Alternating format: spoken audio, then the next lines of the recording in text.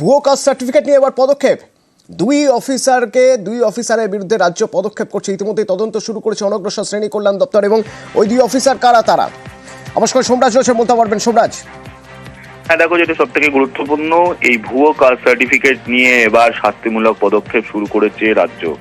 যেটা নবান্ন সূত্রে খবর, যে দুই অফিসারকে ইতিমধ্যেই শোকজ করেছে রাজ্যের অনগ্রসর শ্রেণী কল্যাণ সম্প্রদায় দপ্তর। এবং শুধু তাই নয়, এই দুই অফিসারের বিরুদ্ধে বিভাগীয় তদন্তও শুরু করা হয়েছে ইতিমধ্যেই। যেটা জানা যাচ্ছে যে খড়গপুর এবং ব্যারাকপুর এই দুই জায়গা থেকে ইন্সপেক্টর র্যাঙ্কের, ব্যাকওয়ার্ড ক্লাস ডিপার্টমেন্টেরই ইন্সপেক্টর র্যাঙ্কের দুই অফিসারকে শোকজ করা হয়েছে। যেটা অভিযোগ উঠেছিল যে এই ভুয়ো কাস্ট সার্টিফিকেট দেওয়া হচ্ছে, এবং তারপরেই তদন্ত শুরু করে রাজ্যের ব্যাকওয়ার্ড ক্লাস ডিপার্টমেন্ট। এবং তদন্তেই এই দুই অফিসারের বিরুদ্ধে যোগ থাকার প্রমাণ পাওয়া গেছে, আর সেই কারণেই এই দুই অফিসারকে শোকজ করা হয়েছে। শোকজ করার পর বিভাগীয় তদন্তও শুরু করেছে। গোটা বিষয়টি নিয়ে নবান্নের তরফে রিপোর্ট চাওয়া হয়েছিল, এবং নবান্নের তরফে রিপোর্ট চাওয়ার পরেই ব্যাকওয়ার্ড ক্লাস ডিপার্টমেন্ট বিষয়টি নিয়ে তদন্তে নেমেছে। এবং যেটা জানা যাচ্ছে যে এই যে দুই অফিসারের বিরুদ্ধে অভিযোগ উঠেছিল, তা হচ্ছে গত 2 বছর আগে এই কাস্ট সার্টিফিকেট দেওয়া, অর্থাৎ 2 বছর আগেই তারা কাস্ট সার্টিফিকেট দিয়েছিল, এবং সেই কাস্ট সার্টিফিকেট জাল কাস্ট সার্টিফিকেট দেওয়া হয়েছিল, তেমনটাই অভিযোগ উঠে আসে। এবং তারপরেই এই দুই অফিসারকে শোকজ করা হয়েছে, এবং তাদের বিরুদ্ধে বিভাগীয় তদন্ত শুরু করা হয়েছে। এবং বিভাগীয় তদন্ত যে শুরু করা হয়েছে সেটাও নবান্নকে জানানো হয়েছে বলেই নবান্ন সূত্রে খবর।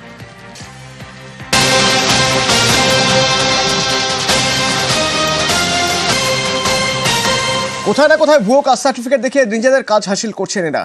আমরাই দেখিয়েছিলাম আপনাদের, পিএইচডি করছেন ভুয়ো কাস্ট সার্টিফিকেট দিয়ে। নিউজ 18 বাংলার খবরের জের এবার এই দুই ভুয়ো কাস্ট সার্টিফিকেট নিয়ে যে পিএইচডি করা হচ্ছে তা নিয়ে এবার রিপোর্ট তলব করা হলো। অনগ্রসর শ্রেণী কল্যাণ দপ্তর রিপোর্ট তলব করেছে এই ভুয়ো কাস্ট সার্টিফিকেটে কিভাবে কেউ পিএইচডি করতে পারে তা নিয়ে। সোমরাজ, কি পদক্ষেপ করছে অনগ্রসর শ্রেণী কল্যাণ দপ্তর? দেখো, গত সপ্তাহে আমরা জানিয়েছিলাম যে কলকাতা বিশ্ববিদ্যালয়ের তরফে ব্যাকওয়ার্ড ক্লাস ডিপার্টমেন্টকে চিঠি লেখা হয়েছিল যে বিশ্ববিদ্যালয়ের 16 জন পড়ুয়া তারা ভুয়ো কাস্ট সার্টিফিকেট নিয়ে পিএইচডি, বিএ, এলএলবি কোর্স করছেন। বিশ্ববিদ্যালয়ের রেজিস্ট্রার চিঠি দিয়ে ব্যাকওয়ার্ড ক্লাস ডিপার্টমেন্টকে জানিয়েছিলেন। এবং তারপরেই যেটা জানা যাচ্ছে যে কলকাতা বিশ্ববিদ্যালয়ের তরফে যে অভিযোগ ব্যাকওয়ার্ড ক্লাস ডিপার্টমেন্টকে জানানো হয়েছে, তার ভিত্তিতে সংশ্লিষ্ট পরীক্ষার্থীরা যে জেলার, সেখানকার এসডিওদের থেকে রিপোর্ট চাওয়া হলো। কলকাতা বিশ্ববিদ্যালয়ের অভিযোগকে তুলে ধরে সংশ্লিষ্ট জেলার মহকুমার এসডিওদের কাছে তা পাঠানো হচ্ছে, এবং এসডিওদের বলা হচ্ছে অবিলম্বে সেই কাস্ট সার্টিফিকেটগুলি যাচাই করে যেন দ্রুত ব্যাকওয়ার্ড ক্লাস ডিপার্টমেন্টকে রিপোর্ট পাঠায়। কারণ অনেক ক্ষেত্রেই দেখা যায় এই ধরনের সার্টিফিকেট যাচাই করার জন্য এসডিওদের কাছে পাঠানো হলেও এসডিওরা অকারণে দেরি করে। সেই জন্য ব্যাকওয়ার্ড ক্লাস ডিপার্টমেন্টের তরফে নির্দেশ দেওয়া হয়েছে যাতে অবিলম্বে, সময় নষ্ট না করে তা পাঠাতে। তোমাকে জানিয়ে রাখি, যে কাস্ট সার্টিফিকেট গুলো নিয়ে কলকাতা বিশ্ববিদ্যালয়ে অভিযোগ জানিয়েছে, সেই কাস্ট সার্টিফিকেট গুলো 3 বছর আগে ইস্যু করা, অর্থাৎ সেই সময় হাতে সই করে কাস্ট সার্টিফিকেট ইস্যু করা হতো। এবং কারা সই করতেন? সংশ্লিষ্ট মহকুমার এসডিওরা বা এসডিওর নির্দেশে ডেপুটি ম্যাজিস্ট্রেটরা। ফলত সেই কারণে এসডিওদের কাছ থেকে দ্রুত রিপোর্ট চেয়েছে ব্যাকওয়ার্ড ক্লাস ডিপার্টমেন্ট। ধন্যবাদ।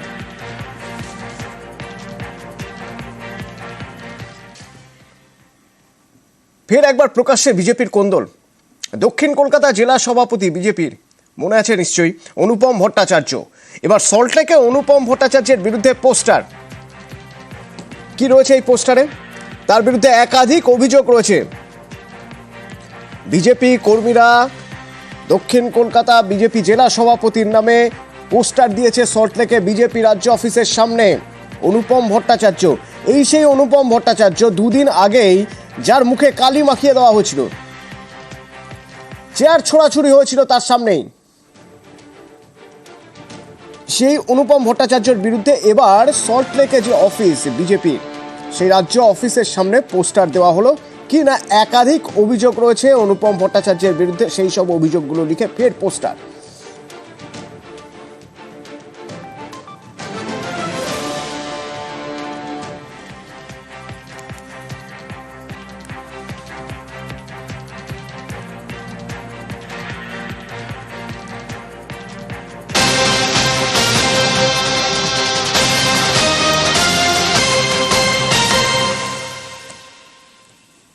কত রকমভাবে ভয় দেখানো যায় জানেন?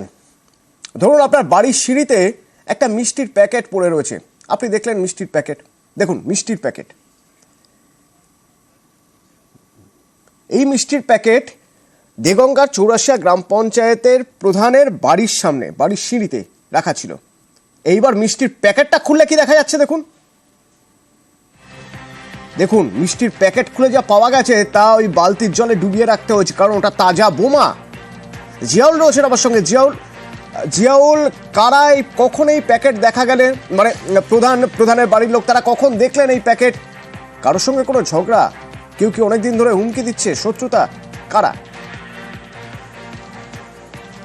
দেখো, এখনো পর্যন্ত তেমন কোনো অর্থাৎ হুমকি বা ভয় দেখানো বা শত্রুতা এমন কিছু আর কি লক্ষ্য করা যায়নি, বা বাড়ির লোকও কিন্তু স্পষ্ট করে বলেননি বা তারা জানেন না তাদের কোনো শত্রু আছে। কিন্তু সকালে যখন এই বাপ্পা মণ্ডল, দেগঙ্গা চৌরাশিয়া গ্রাম পঞ্চায়েতের প্রধান বাপ্পা মণ্ডল, তার মা যখন সকালে উঠে দরজা খুলে দেখে যায় সে দরজার সামনেই রয়েছে একটি মিষ্টির প্যাকেট। ফলে তিনি মিষ্টির প্যাকেট দেখে তিনি কিছুটা হলেও একটা মনে করেছিল যে মিষ্টি হয়তো কেউ দিয়ে গেছেন। ফলে তিনি মিষ্টি প্যাকেট না খুলে ছেলেকে ডাকে, অর্থাৎ বাপ্পা মণ্ডল প্রধানকে ডাকেন। এই বাপ্পা মণ্ডল এসে দেখেন যে সত্যি তো মিষ্টির প্যাকেট রয়েছে, সেটা ভারী জিনিস, ভারী বস্তু রয়েছে, কিন্তু মিষ্টি রয়েছে না, আদে অন্য জিনিস রয়েছে। ফলে তিনিও কৌতূহল হয়ে তিনিও দুই এক জায়গায় ফোন করেন যে আমার বাড়ির সামনে মিষ্টির প্যাকেট কেন রয়েছে, কে বা কারা রেখেছে। ফলে তিনি সেটিকে নিয়ে গিয়ে দেখে, খুলে দেখে তার ভিতরে দুটি তাজা বোমা রয়েছে। কে বা কারা এই মিষ্টির প্যাকেট দিয়ে গেল বা কে বা কারা এই মিষ্টির প্যাকেট। প্রধান কি বলছেন একবার শুনবো। থেকে মা উঠেছিল মন্দিরের ফুল তোলার জন্য, দেখে সেটা একটা পার্সেল ছিল। মা আমাকে ডাকলো, আমি সেই পার্সেলটা ওই একটা লাঠি দিয়ে সরিয়ে দিলাম, থানায় কল করলাম। থানায় সে ওটা দেখলে তো মানে হাত বোম, বড় মানে প্যাকেটের মধ্যে, হ্যাঁ খুলে দেখলাম, ওনারা জলের মধ্যে নিয়ে ওটা চলে গেল থানায়।